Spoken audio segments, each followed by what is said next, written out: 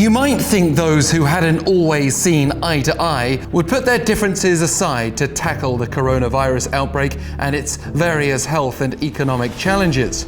Not so with South Korea and Japan, as COVID-19's been a catalyst for a new crisis in their relationship. Recall last November when Seoul conditionally postponed the termination of GSOMIA, a military intelligence sharing pact with Japan. It was done on the suggestion that Tokyo would withdraw export controls within 3 months, although that wasn't an official deadline. Last month, South Korean Foreign Minister Kyung-wha implied GSOMIA could yet be terminated at any time, urging Tokyo to show good faith. But this standoff also has years of context behind it. Under South Korean President Jae-in, we've seen the collapse of the 2015 so-called Comfort Women deal, aimed at resolving grievances held by elderly Korean victims of Japanese colonial period sexual slavery. And another legacy of that era was forced labor, with those Japanese export controls being introduced last year following South Korean court rulings ordering Japanese firms to compensate Korean victims of forced labor. As Tokyo claims these issues were resolved decades ago, it's hard to see any swift resolution, but it was at least hoped that Seoul keeping GSOMIA alive could allow room for Japan to revive trade conditions to how they were before last July. And that would be especially relevant when no one's going to benefit from unnecessary trade restrictions amid the impact of the coronavirus outbreak.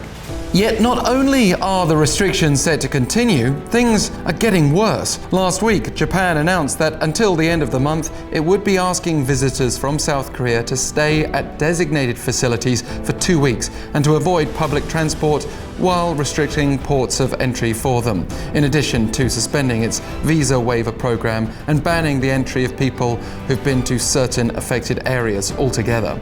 And this country was already very sensitive about such restrictions, especially as Seoul had avoided particularly stringent measures against people coming into South Korea from other countries, including Japan, when it previously had more infections than were reported here. This time, Seoul hit back, calling in the Japanese ambassador to protest and saying it would halt a visa-free entry program for Japan, among countermeasures. Seoul condemned Japan's measures as unreasonable, unscientific, and unfriendly.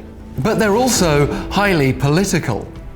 With doubts over whether the Tokyo Olympics can go ahead this summer, Japanese officials, including Prime Minister Shinzo Abe, have come under intense pressure for mishandling the coronavirus outbreak. Abe reportedly admitted to colleagues that they needed to take tough measures to quell criticism. But we should note that these measures don't solely target South Korea, even if Seoul may have grounds for feeling used for Abe's political purposes. China is also affected by the 2-week quarantine measures requested of visitors, while visitors from Hong Kong and Macau specifically have temporarily lost visa-free entry. Japan made this decision after the delay of Chinese President Xi Jinping's planned state visit next month. Even so, the impact on Seoul-Tokyo ties could yet be heavy. Already, airline passenger numbers going both ways have plummeted this week. The two sides did meet for the first time in 3 months this past Tuesday to discuss trade issues via a video conference due to coronavirus concerns, but Japan insisted the meeting was not specifically aimed at discussing its export curbs. And that doesn't bode well for GSOMIA, nor bilateral ties generally.